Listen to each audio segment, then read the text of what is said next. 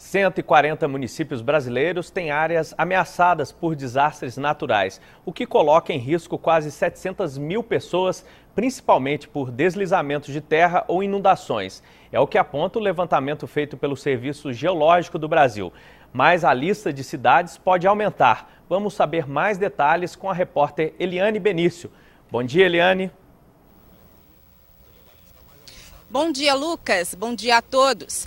Pode aumentar porque até 2014 a CPRM, que é o Serviço Geográfico do Brasil, Geológico do Brasil, vai concluir esse levantamento em 821 municípios brasileiros. Thales Sampaio é diretor do Serviço Geológico do Brasil e conversa com a gente. Bom dia, quais são os objetivos, desse levantamento? Olha, esse levantamento é um levantamento que foi solicitado pela Presidência da República, pela Casa Civil da Presidência da República, e o principal objetivo desse levantamento é evitar mortes.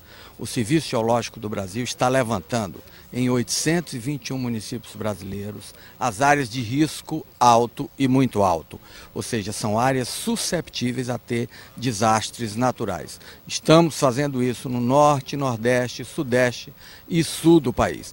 Esse levantamento se presta especificamente a informar aos gestores municipais, estaduais e federais sobre a existência dessas áreas, a localização exata dessas áreas, os processos que ocorrem nessas áreas que já estão instalados e que podem ocasionar mortes.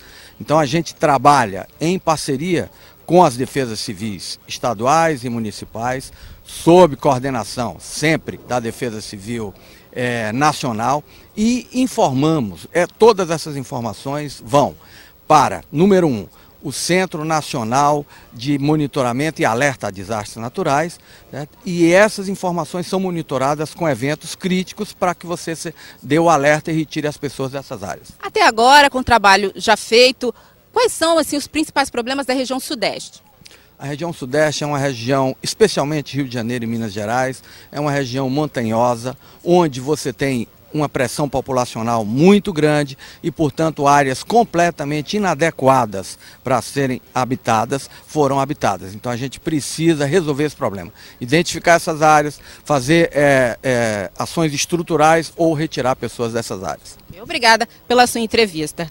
No Rio de Janeiro, ações movidas pelo Ministério Público do Estado obrigam autoridades a tomar providências que minimizem os efeitos das tragédias causadas pela chuva. Veja na reportagem de Guilherme Marques.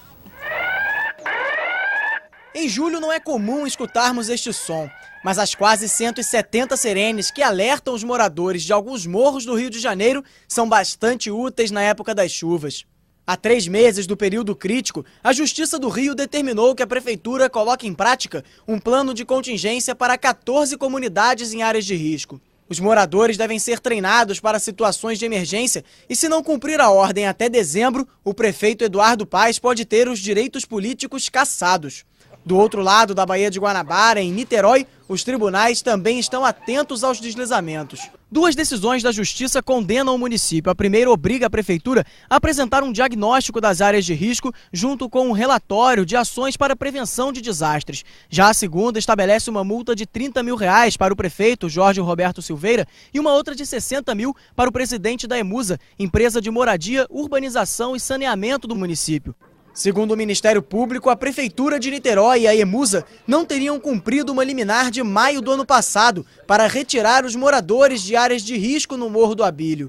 O morro fica próximo ao Bumba, onde um deslizamento em abril de 2010 matou mais de 50 pessoas. Na verdade, essas multas são fixadas por lei para criar um sentimento nessas pessoas do dever de cumprir as decisões judiciais.